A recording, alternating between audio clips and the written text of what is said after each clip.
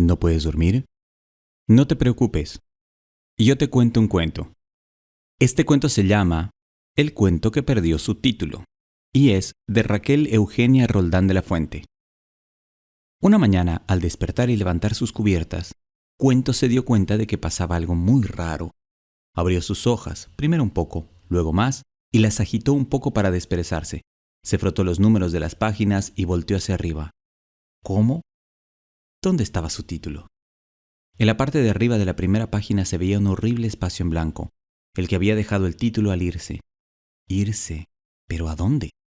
Cuento volteó para todas partes, pasó las páginas para ver si el título estaba en alguna de ellas, y no lo encontró.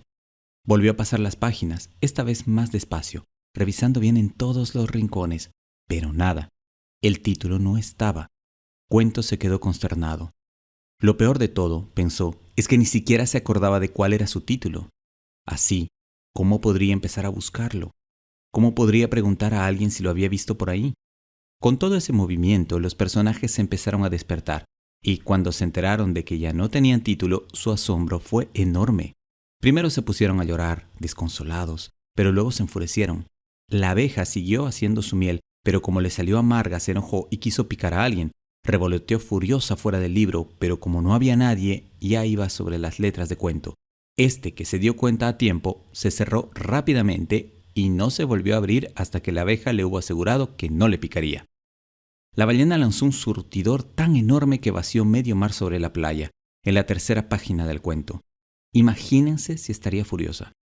Y la pequeña lombriz de tierra, en lugar de cavar delgados túneles en la tierra, iba tan enojada que le salieron anchísimos, tanto que luego pudieron ser aprovechados para construir los túneles del metro.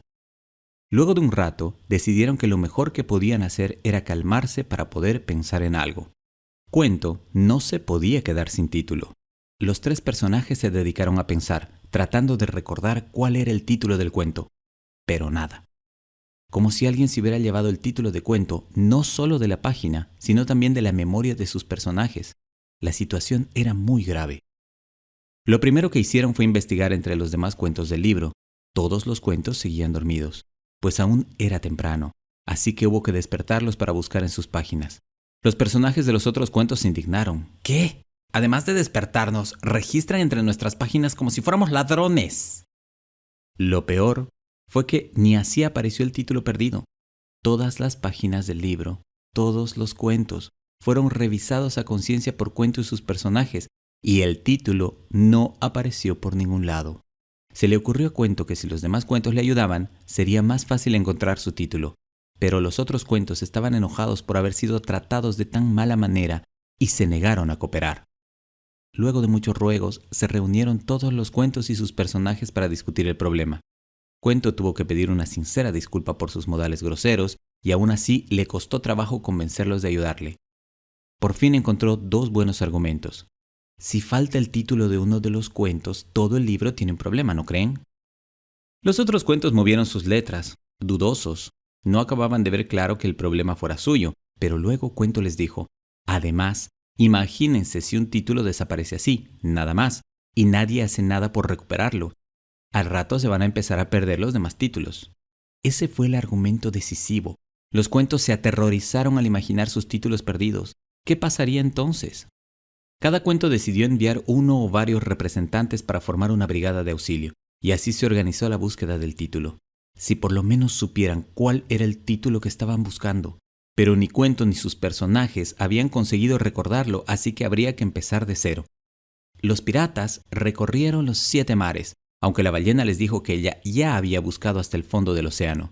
Se asomaron, además, en todas las islas desiertas y en todas las costas bravías, por si en algún lado estuviera el título solitario esperando ser rescatado.